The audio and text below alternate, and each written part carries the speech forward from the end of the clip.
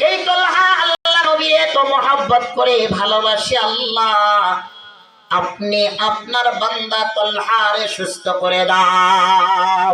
যদি হায়াত থাকে তলহারে সুস্থ করো, হায়াত না থাকে তলহারে ঈমানি হালতে নিয়ে যাও আল্লাহ। নবীর দোয়া তো কখনো বিফলে যায় না। এর সাহাবা আজমাইনদের কপাল কেমন ভালো যারা নবীকে দেখেছে, ঠিক কিনা? আল্লাহর নবী দোয়া করলেন, কিছুদিন পরে সুস্থ হওয়ার পরে আবার অসুস্থ। তলহা খুবই ক্লান্তি হয়ে গেছে। এবার তলহা আব্বা জানকে ডাক দিয়ে বলে, আব্বা আপনার সাথে আমার কিছু কথা ছিল আব্বা, আপনি আমার সাথে একটু টাইম দিবেন নি? এবার বড় ডাক দিয়া বলে, আব্বা বলো।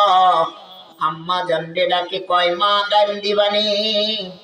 আল্লাহর বান্দা আল্লাহর গোলাম তলহা আব্বা জানের কান্দে চৈরা চৈরা মানুষ হইছে। বাবা ডাক দিয়া বলে, বাবারে ছোট্ট কাল থেকে কান্দে কইরা মানুষ করলাম, আজকে তুমি বাবার কাছে টাইম চাও, কি বলবা বাবা বলো?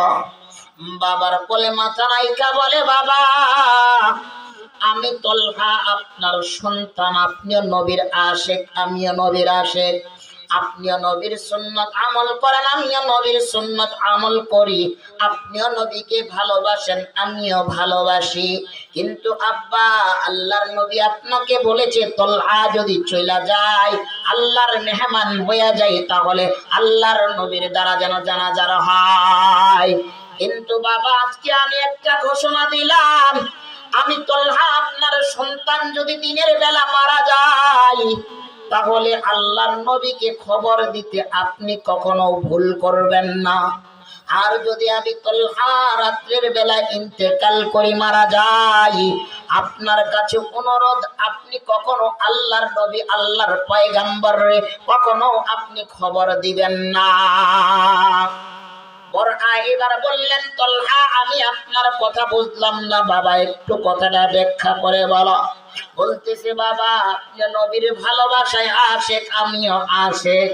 কিন্তু আব্বা আপনি জানেন না, আপনি বুঝেন না, আমি যদি আমার নবীর জন্য জানাজার অপেক্ষা করেন আর খবর দেন, আল্লাহর নবী বিন্দু মাত্র দেরি করবে না, ছুটে চলে আসবে।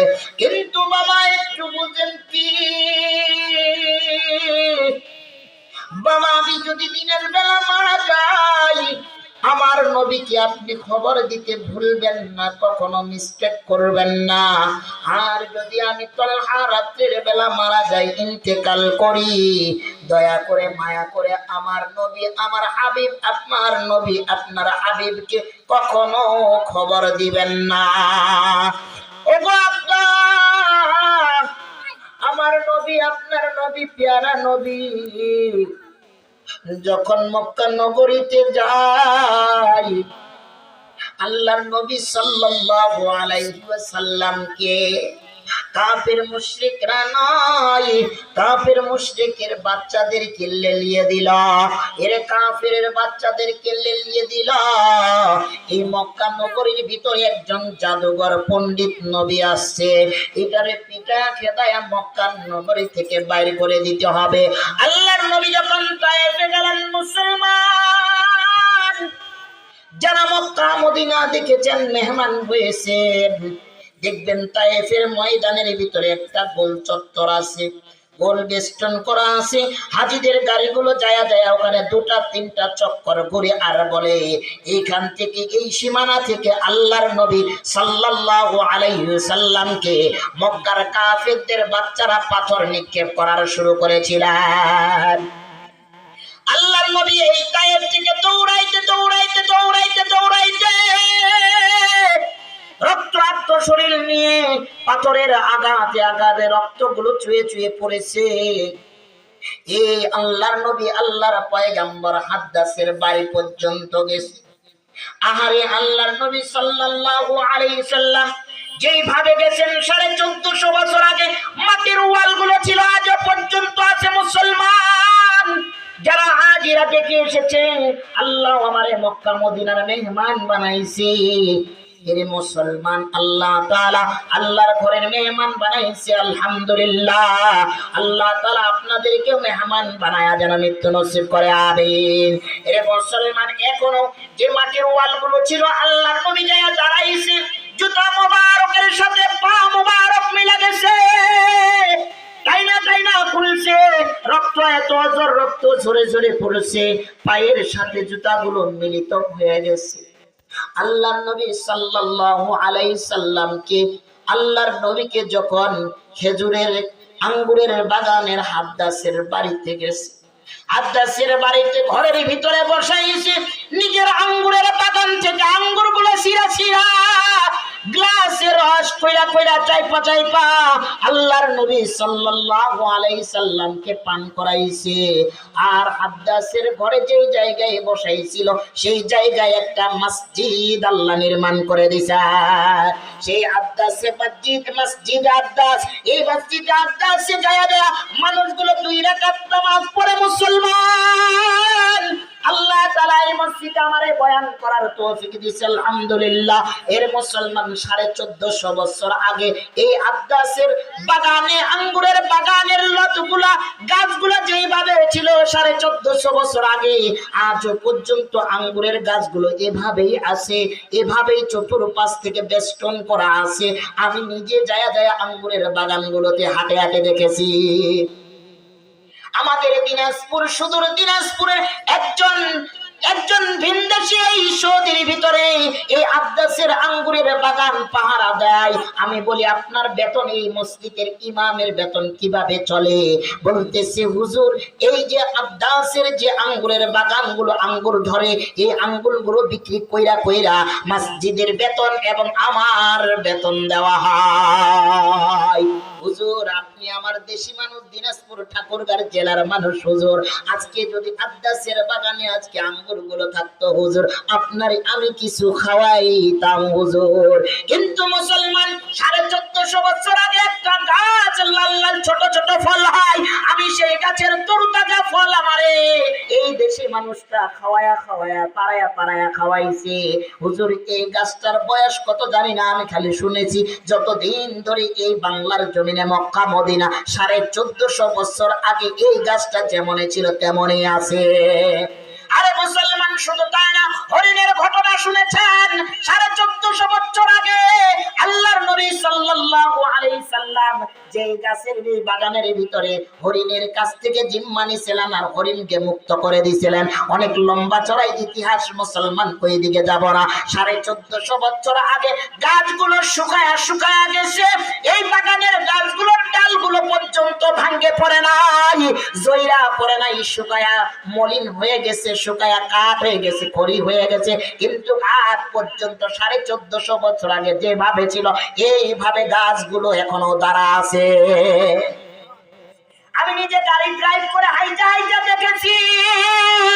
এরা মুসলমান, গাছগুলো দেখেছি আর কল্পনা করলাম, আল্লাহ, এই আদ্দাসের এই আঙ্গুরের বাগানগুলো কিন্তু মুসলমান আরো কিছু কিছু জিনিস আছে হাজিরা যারা দেখতে পায় না। আরে মুসলমান, আমরা তো কোরআন হাদিসে পড়েছি, মুআল্লিমকে দেখে বলি এটা কোথায় যায়া মুসলমান আশ্চর্য ঘটনা শুনে বলবেন, আল্লাহর নবী সাল্লাল্লাহু আলাইহি সাল্লাম যে নিজের হাতের মসজিদগুলো বানাইছিলেন পাথর দিয়া, ছোট্ট একটা মসজিদ, এই মসজিদের ভিতরে কিছু অনেক সুন্দর সুন্দর জিনিস দেখবেন। পাহাড়ের চূড়ায় থেকে 2টা পাথর কাফের মুশরিকরা আল্লাহর নবীকে মারার জন্য ছেড়ে দিয়েছেন। দূর থেকে পাথর 2টা দেখলে মনে হয় যেন ঝুলন্ত পাথর 2টা ঝুলতাছে, মনে হয় পাথরগুলো এখনই চলে আসবে। কিন্তু না, এই 1450 বছর আগে যেভাবে পাথরগুলো আটকে আছে, আজও পর্যন্ত কিয়ামত পর্যন্ত পাথরগুলো ওইভাবে আল্লাহ তাআলার হুকুমে আটকে থাকবে, কোনোদিন ঝরে পড়বে না। পাথর 2টা এখনো ঝুলন্ত আছে, মনে হয় গোড়ায় আসতেছে, এই মনে হয় চলে আসলো, কিন্তু কাছে গিয়ে দেখলে মনে হয় পাথরগুলো আটকে আছে। এই ছোট্ট আল্লাহর নবীর মসজিদের ঘরটাতে কারো যাইতে দেয় না, ঢুকতে দেয় না, কিন্তু এই গোলাম, আল্লাহর গোলাম, আল্লাহ তাআলার এই খাদেম, আল্লাহ তাআলার আল্লাহর নবীর এই মসজিদ ঘরটাতে ঢুকেছে। আল্লাহর নবী ইমামতি কইরা যেই পাথরে টেক লাগায়া লাগায়া বইসা থাকতেন, আল্লাহর নবীর দেহের সাথে যেই পাথরটা টেক লাগা ছিল, এই পাথরটা এমন একটা পাথর, যদি হাত দিয়ে ডইলা দেন হাতটা ড্রেন করে পাথরের থেকেও সুগন্ধ। এই মুসলমান অনেক হাজি আছে দেখার কিসমত হয় না। আমি চইলা গেছি, পুলিশ গুলো ডাকে, হাজি বেকুল হয়ে গেছে, হাজি পাগল হয়ে গেল, সুকান তাড়াতাড়ি বাইর হ। আমি কই যেহেতু ঢুকেছি কাজটা কইরাই ছাড়ো। গেছি আর পাথরটাকে ডোলা দিছি। মুসলমান, আল্লাহু আকবার। হাতটা দিয়ে আমার পাথরটা গ্রেনটা শোনার জন্য আমার সাথে অনেক হাজিরা গেছিল। দেখি সুলাইমান নুরি ভাই একটু হাতটা শোনা দেখি, হাতটা শুনতেছে, আর একজন ডইলা ডোলা শুরু করে দিছে। আমি বলছি আমার হাতটাই কি আতর হয়ে গেল না? আরে মুসলমান, কিছু কিছু জায়গা আছে মক্কা নগরীর ভিতরে, 9টা জায়গা আছে, 9টা জায়গা, যেই 9টা জায়গায় আল্লাহ তাআলা দোয়া করতে দেরি, কবুল করতে দেরি না, বান্দা চাইতে দেরি, বান্দার আশা পূর্ণ হইতে দেরি না। এই 9টা জায়গা কোথায়, কোন জায়গাগুলো আমরা জানি না, ঠিক কিনা? এজন্য মুসলমান আল্লাহ তাআলার কাছে নিয়ত করেন, আল্লাহ আপনি কাবা মদিনা না দেখায়া আমাদেরকে মৃত্যু দিও না। প্রেমের নবীর প্রেম লেখায়া নবীর প্রেমে আসক্ত না বানায়া আমাদের মৃত্যু দিও না। আল্লাহর কাছে এরকম নিয়ত করব। আমিও দোয়া করলাম, আল্লাহ তোমার বান্দাদেরকে যতদিন পর্যন্ত মক্কা মদিনার মেহমান না বানাবা, ততদিন বান্দার মৃত্যু নসিব করিও না। আমিন। আল্লাহর নবী সাল্লাল্লাহু আলাইহি সাল্লামকে খবর দিবেন না, মনে আসেন মুসলমান? ইতিমধ্যে আব্বা জানকে বললেন, ওগো আল্লাহর নবীকে যখন মক্কার তায়েফ থেকে পাথর নিক্ষেপ করেছেন, আব্বাস যখন বলেছে জানি না, তখন নবী জানে না ইনি নবী, আখির জামানার নবী, যখন শুনেছে তখন বলেছিল আল্লাহর নবীর জন্য আজকে নয়, আমার বাগানের খেজুর বাগানের রস কেন আমার জীবনকে বিলীন করে দিল। আল্লাহর নবীকে আমি দেখতাম, খেদমত করতাম, আজকে সেই আব্বাসের বাড়িটা, সেই আব্বাসের ঘরটা একটা মসজিদে পরিণত হয়ে গেছে। এ মুসলমান, নবীর মহব্বত, নবীর ভালোবাসা, আব্বাসের এই ঘরটা এত সুন্দর, মানুষগুলো হাজিগুলো নামাজ পড়ার জন্য ব্যাকুল হয়ে যায়। আরে মুসলমান, এরকম নবীর ঘরগুলোরে যারা মহব্বত করবে, আল্লাহর নবী বলেন, মান আহাব্বা সুন্নতি ফাকাদ আহাব্বানি ওয়া মান আহাব্বানি কানা মাই ফিল জান্নাহ। এরকম আল্লাহর নবীরে মহব্বত করবা, আল্লাহর নবীর ঘরগুলোরে মহব্বত করবা, আল্লাহর নবীর সুন্নতগুলোরে মহব্বত করবা, আল্লাহর নবীরে মহব্বত করবা। আর যারা আল্লাহর নবীরে মহব্বত করবে, ওই ব্যক্তিকে নিয়ে আমি নবী জান্নাতে চলে যাব। আজকে যখন বড় আগে যখন সন্তান বললেন, আব্বা আল্লাহর নবীকে কাফের দুষ্টরা পাথর নিক্ষেপ করেছে, আব্বা যদি আমি তলহা রাতের বেলা মারা যাই, আপনি আল্লাহর নবীকে খবর দিবেন। আল্লাহর নবী দেরি করবে না, আল্লাহর নবী দৌড় দিয়ে আসবে। মক্কার কাফের মুশরিক বেঈমানের বাচ্চারা আল্লাহর নবীর তীর নিক্ষেপ করবে, গুলি নিক্ষেপ করবে। আব্বা যদি আমার নবী আমার জীবনের থেকেও আবার নবীর মায়া বেশি, আব্বা দয়া করে মায়া করে আল্লাহর নবীর খবর দিবেন না। আমার জন্য আল্লাহর নবীর মোবারক চেহারায় তীর নিক্ষেপ হবে। আল্লাহর নবীর চেহারার মোবারক থেকে, শরীর মোবারক থেকে রক্ত ঝরবে, এটা আমি মানতে পারবো না। এই জন্য আমি বলেছি আল্লাহর নবীরে খবর দিবেন না। তলহা বলতে দেরি, রাত্রের বেলা আব্বা হুজুরকে বললেন, আব্বা জানকে বললেন, আব্বা আপনি কি আল্লাহর নবী, আল্লাহর কালিমাটা আপনি আমার একটু শোনাইতে পারেননি? বড় সাথে সাথে বললেন, লা ইলাহা ইল্লাল্লাহু মুহাম্মাদুর রাসূলুল্লাহ। তলহা পড়তে পড়তে, কালিমা পড়তে পড়তে, জপতে জপতে চোখ দুইটা বন্ধ করে ফেলাইলেন। আহারে, সন্তান কোলে চলে গেল তলহা, তার বাবার কোলে শুয়ে শুয়ে চলে গেল ঈমান নিয়ে। মুসলমান, আল্লাহর নবী খবর পাইলেন সাহাবা আজমাইনের দ্বারা। সকালে দেখেন কবর শেষ হয়ে গেছে। বড় আর বাবা হঠাৎ কইরা খবর পাইলেন আল্লাহর নবী সাল্লাল্লাহু আলাইহি সাল্লাম বরআর কাছে আসে বললেন, বরআ, তলহা চলে গেল, আমি আপনারে কেন খবর দিলেন না? এবার বরআ দৌড় দিয়ে আল্লাহর নবীকে বললেন, ওগো আল্লাহর নবী, আল্লাহর পয়গম্বর, আমার সন্তান যে আপনার জীবনের চাইতে মায়া করতে এটা বুঝি নাই, এত মহাব্বত এত ভালোবাসতো আমি জানতাম না। আমার সন্তান চলে যাওয়ার সময় বুঝেছি আমার চাইতে আমার সন্তানের ভালোবাসা বেশি। ওগো আল্লাহর নবী, আমার সন্তান আমারে নসিহত করলো, আব্বা আমি যদি মারা যাই রাত্রের বেলা আমার নবী, আমার হাবিব, আমার নবীকে কখনো খবর দিবেন না। আল্লাহর নবী খবর পাইতে দেরি, আসতে দেরি করবে না। আর আল্লাহর নবী আসলে কাফের মুশরিকদের বাচ্চারা রাত্রে গহীন রাত্রে উইটা তীর নিক্ষেপ করবে, আর কাফেরের বাচ্চারা যুক্তি কইরা কইরা আল্লাহর নবীর আত্মহত্যা করার জন্য যুক্তি করবে। এই জন্য আপনি খবর দিবেন না। আল্লাহর নবী সাল্লাল্লাহু আলাইহি সাল্লাম বরআর কবরে বললেন, বরআ আতুলহার কবরটা কোথায়? ঘরের পিছনে দেখা দিছে।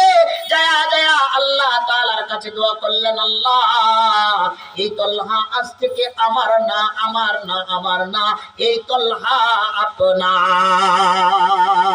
এ মুসলমান, যেই মুহাব্বতের সাহাবা, যেই তলহার সাথী একমাত্র রাসূলের আল্লাহর কাছ থেকে আসছে, এই তলহা জান্নাতি হইতে দেরি না, ঠিক কিনা? এ মুসলমান নবীর উম্মত, আল্লাহর নবীর ভালোবাসা মুহাব্বত লাগবে। এরে মুসলমান, কারা কারা মুসলমান আল্লাহর নবীর ঘরে মুহাব্বত করেন?